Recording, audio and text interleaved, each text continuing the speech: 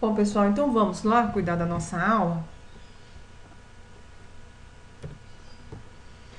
Certo.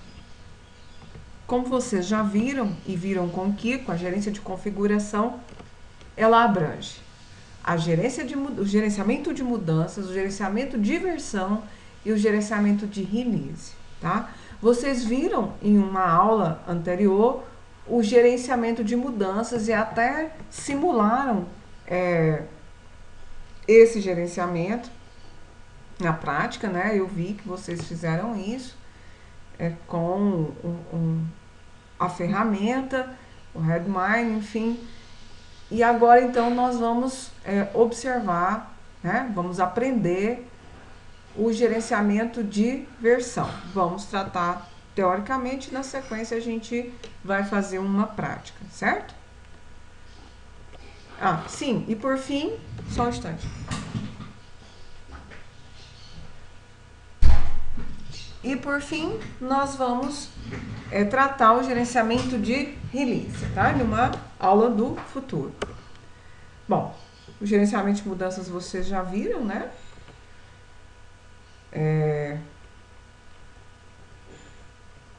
Então vamos aqui seguir, né?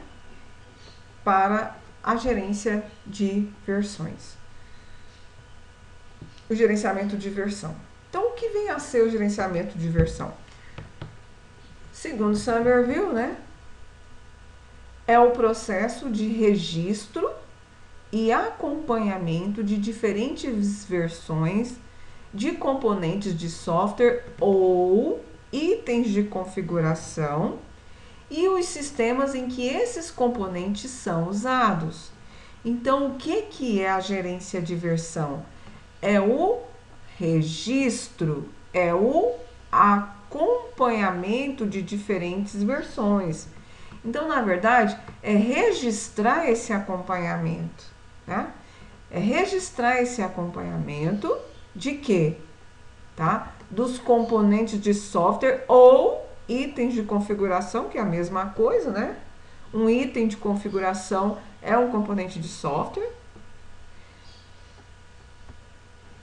Vocês lembram da definição desse item de configuração? É um artefato de software, vamos dizer assim, é um código, é um arquivo, é uma tabela de um banco, é uma coisa assim dessa natureza, certo? É alguma coisa, né, que a gente chama item, que nós podemos guardar como componente, né, que tem aí, óbvio, uma destinação de reuso, certo? E essa definição aqui é de Somerville, do livro que a gente usa como base para essa disciplina. Adotando o modelo de gestão de versões, as organizações garantem que as mudanças realizadas nos artefatos para vários desenvolvedores não sofram interferência uma das outras, sendo tratada como code lines. Aí eu não sei o que tem aqui, mas é base lines. Bom, então o que ele está dizendo para nós? Que a partir do momento que se adota um modelo de gestão de versões, quer dizer que existem vários, né? Se existem modelos, certamente não é só um, né? As organizações garantem, quer dizer, a nossa empresa, a nossa instituição, a nossa startup, garante que as mudanças realizadas nos artefatos, né? Quais são essas mudanças? Aquelas solicitadas, provocadas, né, no gerenciamento de mudanças, né, para vários desenvolvedores, quer dizer, vários desenvolvedores podem estar trabalhando em um mesmo artefato, que é o mesmo item de configuração, não sofre interferência uma das outras. Então vai garantir a integridade do item de configuração que tiver naquele momento no foco de quê?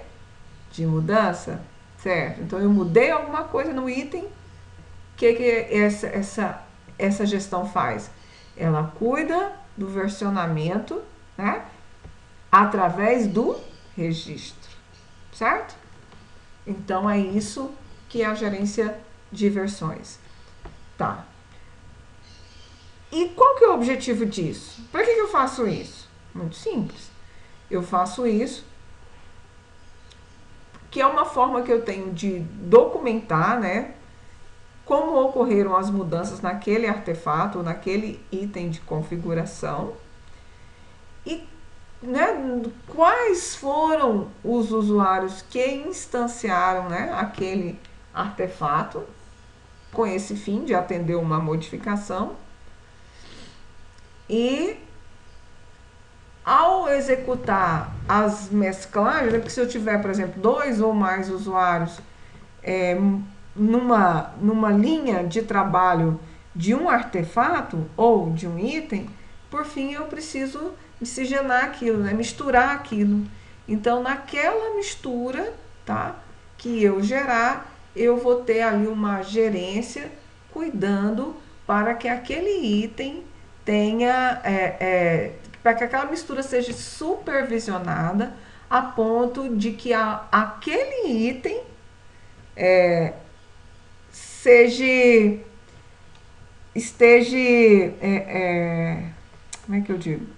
Você misturou, né?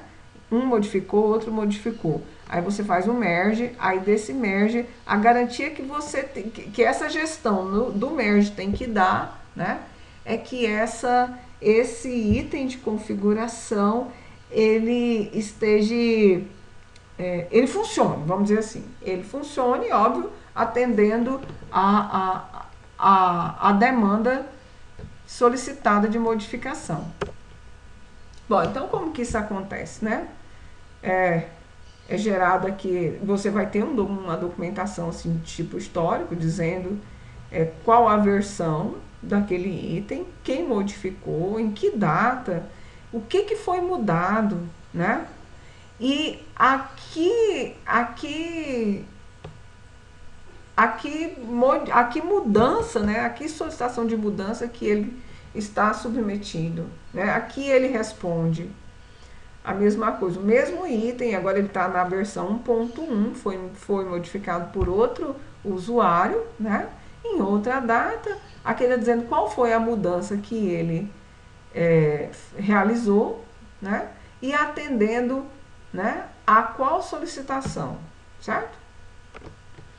Bom, pessoal, como é isso então? Então aqui tem 2 conceitos, na verdade são 3, né? Que tem o inline, que são conceitos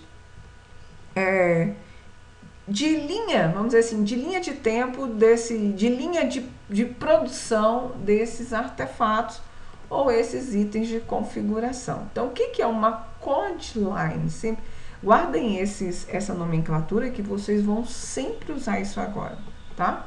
Agora em diante, o tratamento será com essa nomenclatura. Então, o que é uma code line? É um item de configuração em estado de evolução. Olha aí. Certo? A gente pode dizer que ele está crescendo, ou que ele está evoluindo, enfim, ou que ele está, sei lá bem mais. Mas ele tem aqui uma linha, certo? Uma linha de vida que ele vai seguindo, então ele está vivo, ele está acontecendo, tá? Ele está sempre se modificando. Então esse aqui é a linha, tá? É a code line do item A, aqui é a code line do item B, a code line do item C, e aqui você tem aí alguns componentes que você guardou em alguns nessa biblioteca. Se está dizendo que eles são externos, de repente não foi a sua equipe que desenvolveu, enfim, mas que te é útil por alguma razão e por isso você guardou. Então, veja bem, esse item de configuração A, ele foi em algum momento evoluído para a 1.1, em algum outro momento para 1.2, em algum outro momento para 1.3. A mesma coisa aconteceu com B, a mesma coisa aconteceu com o C. Se eles estão todos nessa versão 1.3, mas não quer dizer que você tem que... Opa! Não quer dizer que os itens eles evoluam dessa forma não, tá? Você pode ter um item de configuração que aquele criado é o estável, quer dizer que não precisa mais evoluir por alguma razão, não sei, não precisa mais evoluir. Ele pode, obviamente, ter muito mais evolução do que isso aqui, tá? E outro item, por exemplo, ele pode evoluir até a terceira... Ele pode ter até a terceira evolução e depois não ter mais, enfim, eles não estão parados no mesmo lugar, é por uma coincidência, não é porque todo item evolui dessa forma, não é assim não, tá? Bom, então isso é uma code line, quer dizer, uma linha de evolução de um item, de configuração. E o que vem a ser uma baseline? Veja bem, a code line evolui até se ter, né, o item, vamos dizer assim, um item mais evoluído, que a gente vai chamar de estável, certo? Então, em algum momento, o item estável era a 1.1. Num segundo momento, o item mais estável é esse, por aí vai. E quando você vai fazer uma buzzline, né? O que é uma buzzline? É uma configuração desses itens, né? Uma buzzline, você vai, a partir da sua identificação do que o teu contratante precisa, do que ele quer, você vai então pegar os itens de configuração estáveis que esteja em acordo com a necessidade do teu cliente, né, daquele que te contratou, e que também tenha harmonia uns com os outros, tá? De forma a você ter uma baseline pronta para uso. Uma baseline pronta para uso é a mesma coisa que uma release, tá? E release vocês estão cansados de saber o que é, porque a gente estudou isso muito no semestre anterior, quando a gente tratou da questão das metodologias de desenvolvimento ágil.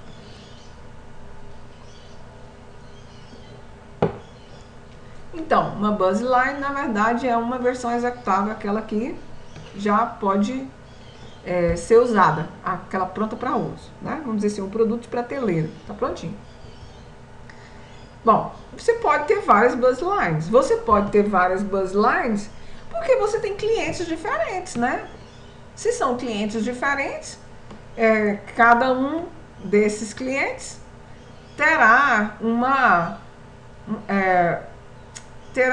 necessidade diferente, né? E com isso, como você tem aí esse acervo de itens de configuração, você vai montar a baseline que vai resolver o problema do cliente, ok? Observe que a baseline, além dela ter o elemento estável escolhido, né, instanciado para aquele momento, ela também vai usar alguns elementos aqui da biblioteca e componentes externos, tá? Então isso vai acontecer. Você pode ter aqui alguma coisa de acesso a banco, sei lá, alguma coisa que enfim, que faz uma ligação do front-end com back-end, e por aí vai. Então as coisas funcionam nessa linha. Bom, então para que eu utilizo esse gerenciamento de versões, né? Um resumo desse gerenciamento de versões. São recursos, sistemas e ferramentas, né? Para identificação de versões e releases, vocês viram, né? Que quando a gente fecha uma buzzline, nós temos uma release. E uma release é algo entregável, é algo que o cliente vai usar. Ou uma comunidade, enfim, vai usar, ou você está soltando aí um novo app, alguma coisa assim, um novo API, né? Alguma coisa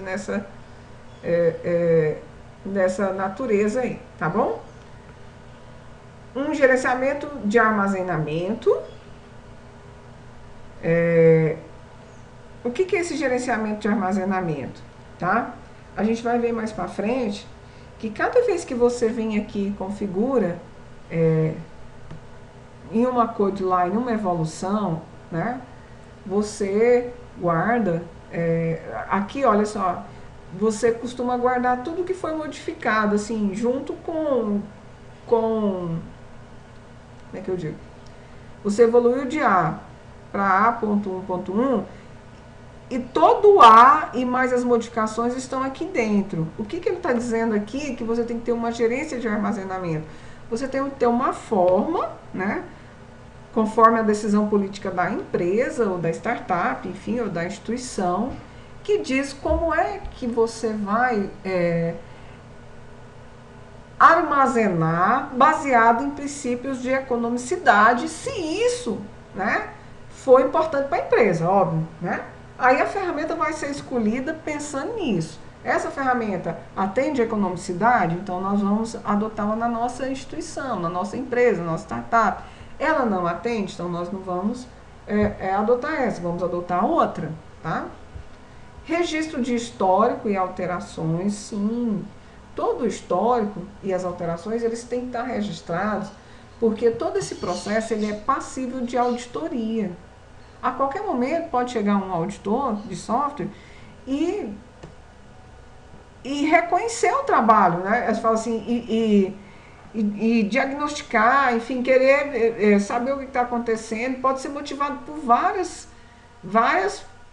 razões, né? Imagine vocês um software que administra doses de remédios para um asilo fulano, vamos pensar assim, para asilos de asilo já quer dizer que é de gente de idade, né? Então não precisa explicar muita coisa. Para asilo. Então, depois de uma atualização no sistema, vamos dizer assim, chegou lá para atualizar, olha só, tem que atualizar, puf, atualizou. Aí, ao administrar as doses dos remédios para aqueles idosos, vamos imaginar que uma quantidade morreu.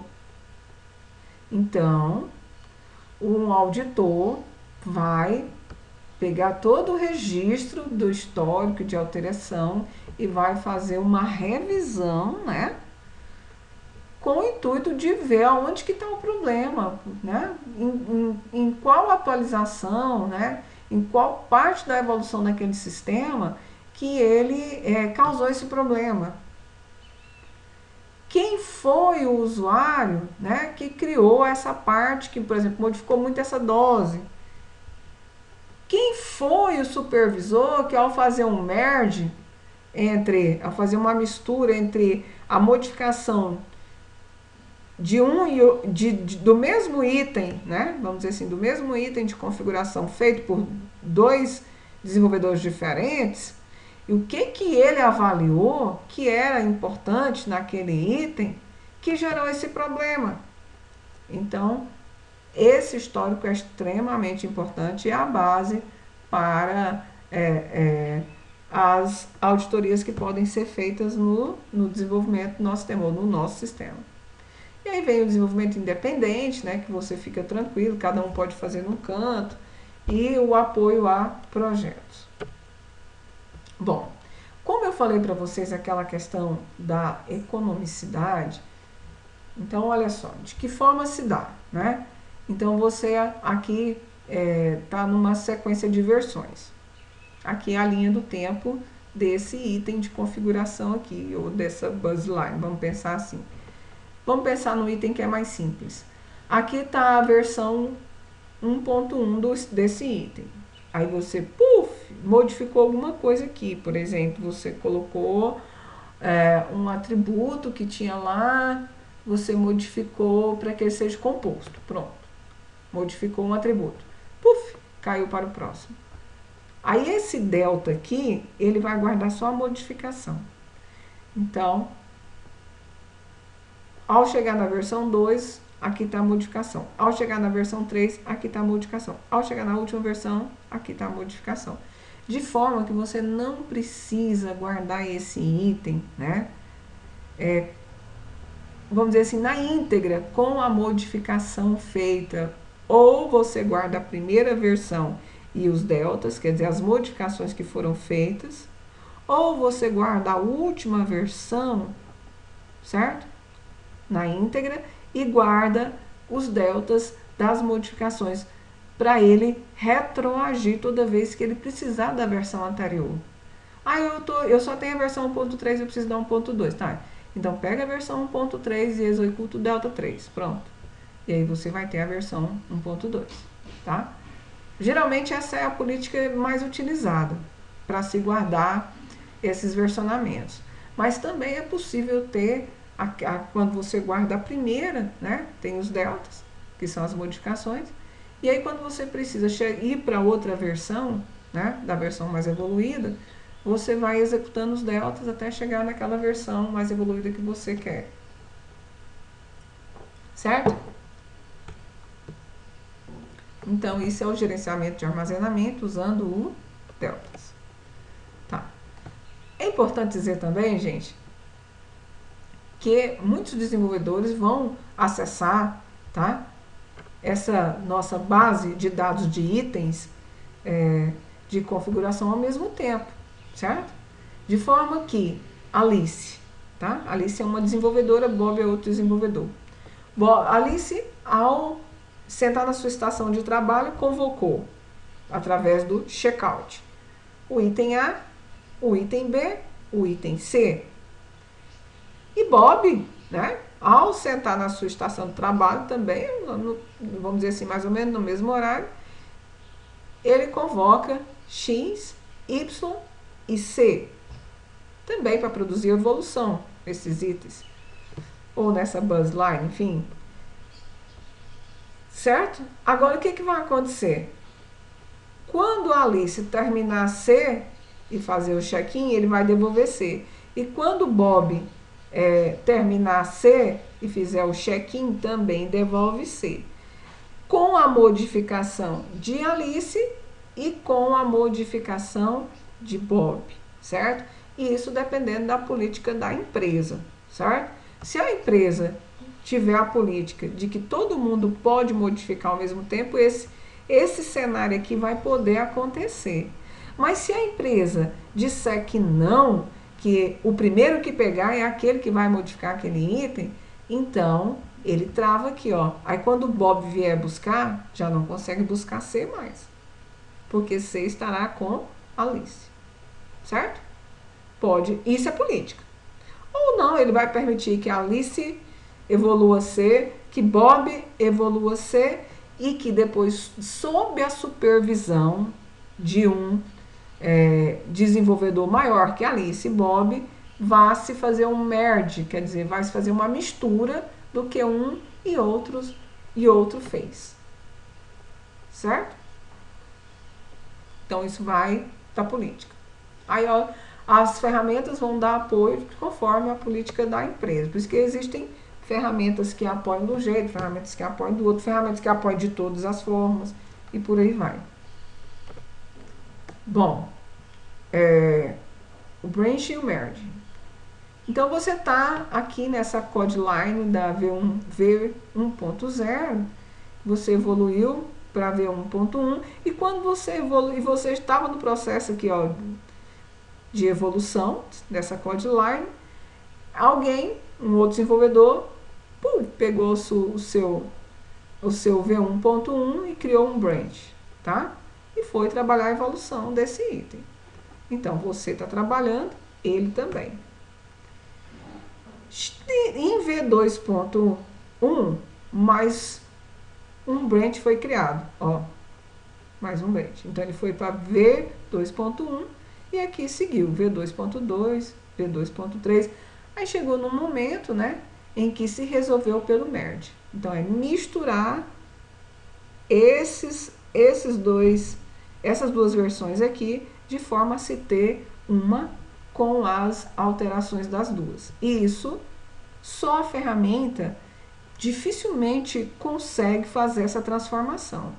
É preciso ter aqui um supervisor para esse merge, né? E esse supervisor tem que ser um analista de sistemas, um desenvolvedor, certo? Que vai estar aqui cuidando disso. Se a gente tiver dentro de uma metodologia como a Scrum, né? E isso aqui, tá? Fizer parte de uma sprint, né? Possivelmente o Scrum Master é quem vai cuidar desse merge aqui com detalhes para no fim a gente ter o resultado desse item. E lembrando que, lembra que você evoluir aqui, ó, quando esse último que você evoluiu, ou esse outros que você tiver criado aqui na linha, também vai ter que ter um merge com esse que foi misturado dos outros dois que fizeram o branch, certo? Por fim, a gente tem que ter um item de configuração evoluído por todos os desenvolvedores, né? Então, e alguém tem que supervisionar isso, certo? Só mesmo a ferramenta dificilmente fará isso. Bom, então, gente,